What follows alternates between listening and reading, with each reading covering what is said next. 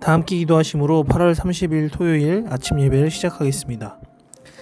사랑의 하나님, 오늘도 은혜로 새날을 열어주시니 감사합니다. 이 시간 하나님께 예배합니다. 영광 받아주시옵고 오늘 하루도 하나님 뜻 안에서 성령과 말씀의 은혜로 승리하게 하여 주시옵소서. 예수님의 이름으로 기도합니다. 아멘. 오늘의 말씀은 시편 135장 1절에서 21절입니다. 매일 성경 교재 178에서 179페이지를 참고하시면 되겠습니다. 이 시간 찬송할 이유라는 제목으로 함께 은혜의 말씀을 나누고자 합니다. 세상은 합리적이고 이성적인 사람을 신뢰하는 경향이 있습니다. 모든 일에 논리적이고 정확하며 분명하게 설명할 수 있는 이론을 알고 있는 사람, 막힘없이 술술 질문에 대해 대답하는 사람, 이러한 사람을 세상은 존중합니다. 하지만 세월이 지나고 나이가 들면서 우리는 인간의 지식과 경험으로도 결코 설명할 수 없는 일들이 있다는 사실을 깨닫고 느끼며 살아갑니다. 이 세상에는 인간의 방식으로 설명되지 않는 일들이 의외로 많습니다. 사도행전 말씀을 보면 바울과 실라는 복음을 전하다가 억울하게 매를 맞고 깊은 감옥에 갇혔던 일이 기록되어 있습니다. 그들의 육체는 고통스럽고 미래는 불투명한 절망의 상황이었습니다. 그러나 그들은 감옥을 벗어나기 위한 불법적인 방법을 구하지 않고 오히려 한밤중에 하나님을 찬송하며 기도했습니다. 인간의 힘을 의지하지 않고 상황에 대한 원망과 탄식이 아닌 찬송이 터져나왔을 때 옥문이 열리고 착고가 풀리는 기적이 일어났습니다. 오늘 본문인 시편 135편은 할렐루야로 시작하여 할렐루야로 마치는 찬양의 시입니다. 이 시는 성전에서 섬기는 제사장들과 레위인들 그리고 모든 이스라엘 백성을 향해 찬양을 명령합니다. 왜 우리가 여호와를 찬송해야 하는가? 본문은 그 이유를 하나님의 위대하심과 그분의 주권적인 선택 그리고 우상과 구별되는 살아계신 능력에서 찾고 있습니다. 우리의 찬양은 감정의 산물이 아니라 하나님의 하나님 되심을 인정하는 신앙이 고백이 되어야 함을 교훈하고 있습니다. 할렐루야를 외침으로 시인은 오늘 본문에서 하나님의 백성인 이스라엘은 할렐루야라며 소리 높여 찬양해야 한다고 선언합니다.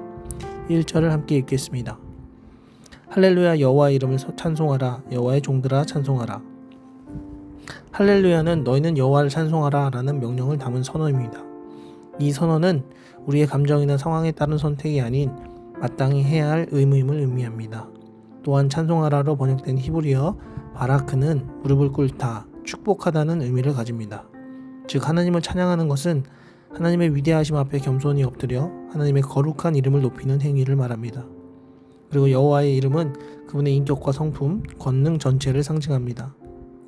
그러므로 우리는 여호와의 종으로서 그분의 선하심과 위대하심, 변치 않는 신실하심 등 하나님의 살아계심을 자체를 높여야만 합니다.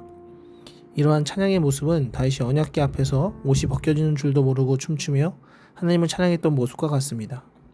극한의 암투병 속에서도 매일 감사일기를 쓰며 주변에 희망을 전하는 성도의 사연을 들은 적이 있습니다. 그는 고통 속에서 드리는 찬양이야말로 하나님이 가장 기쁘게 받으시는 제물이라고 고백했습니다. 이처럼 우리의 찬양은 환경을 뛰어넘어 하나님의 이름을 높이는 믿음의 행위가 되어야 합니다. 하나님의 특별한 소유이므로 할렐루야를 외치며 하나님을 높이라는 선언은 시인은 우리가 마땅히 찬양을 해야만 하는 이유에 대해 4절을 통하여 고백합니다. 여호와께서 자기를 위하여 야곱 곧 이스라엘을 자기의 특별한 소유로 택하셨음이로다. 우리가 하나님을 찬양해야 하는 중요한 이유는 하나님의 주권적인 선택 때문입니다. 하나님은 수많은 민족 중에서 야곱, 즉 이스라엘을 자기를 위하여 택하셨습니다. 하나님께서 이스라엘을 선택하신 이유는 이스라엘이 다른 민족보다 뛰어나서 자격이 있어서가 아니었습니다. 단지 전적인 하나님의 주권과 은혜의 결과로 이스라엘을 선택하셨던 것입니다. 여기서 특별한 소유로 번역된 히브리어 세굴라는 아주 귀중한 보물을 의미합니다. 고대 왕들이 자신의 창고에 특별히 보관하는 값진 보석과 같은 존재를 이스라엘을 삼으셨다고 뜻입니다. 출애굽기 19장 5절에서도 하나님은 이스라엘을 모든 민족 중에서 내 소유로 삼겠다고 약속하셨습니다. 이러한 선택의 은혜는 신약시대에 이르러 교회를 통해 확장됩니다.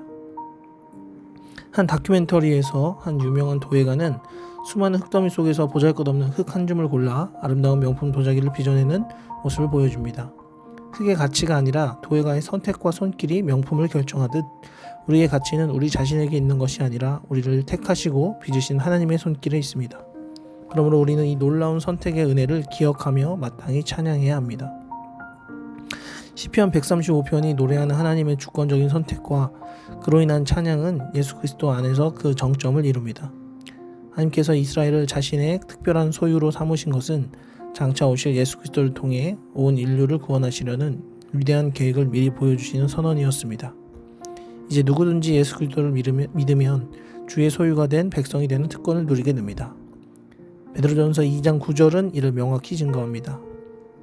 그러나 너희는 택하신 족속이요 왕같은 제사장들이요 거룩한 나라요 그의 소유가 된 백성이니 이는 너희를 어두운 데서 불러내어 그의 기이한 빛에 들어가게 하신 이 아름다운 덕을 선포하게 하려 하심이라. 예수 그리스도께서 십자가 위에서 흘리신 피로 값주고 사신 우리가 바로 하나님의 가장 귀한 보물 세 골라입니다. 이 놀라운 진리를 깨달을 때 우리의 삶은 원망과 불평이 아닌 감사와 찬양으로 채워질 수밖에 없습니다.